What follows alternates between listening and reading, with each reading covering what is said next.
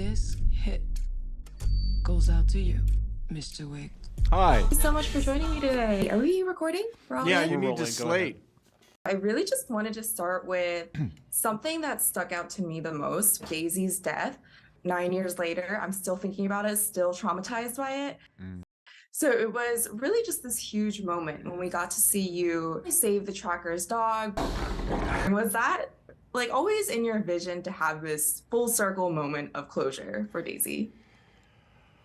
I think it's in Chad Stahelski, the director's mind. He's very paying attention to that. He loves dogs, and he loves dogs in John Wick.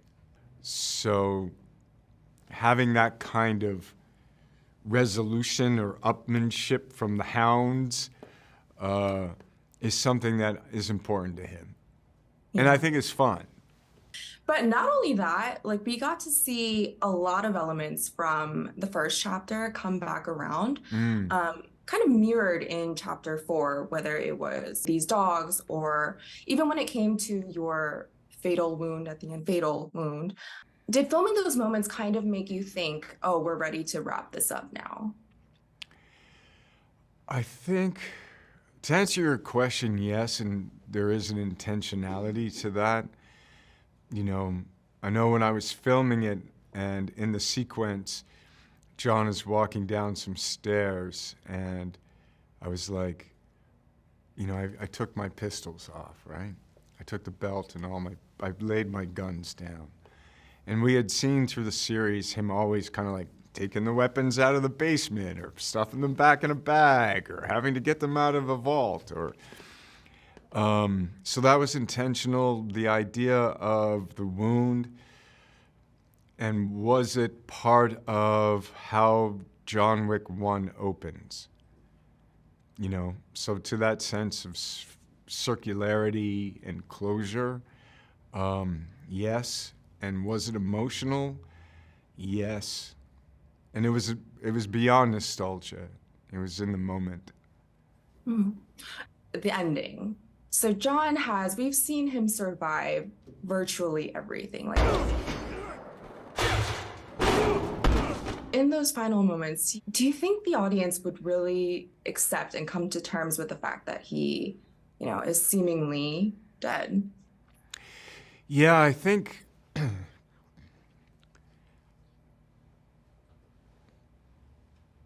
I wanted to be sincere in the character. And I felt that it was a journey of death and coming to peace. And I think for Chad and for the filmmakers and for the storytelling of it all, we wanted to keep some aspect of hope alive, you know?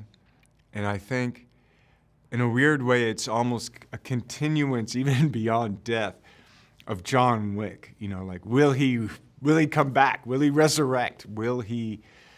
And in a way, so that we could have this sweet, bittersweet, and also leave it up to the audience. And that even if he did die, that the audience hopefully will feel that he had a good death and be happy for John and his peace. And if you didn't want to be the end of the character, that there might be a glimmer of hope. With the addition of Donnie Yen and Hiroyuki Sanada included in these films, while it took a lot of their martial arts experience, it was a very fresh take on it. And I know that Donnie Yen recently came out talking about how he very intentionally tried to change some aspects to make it not appear so stereotypically Asian. I just wanted to hear your thoughts on that and like what your perspective is on that whole thing.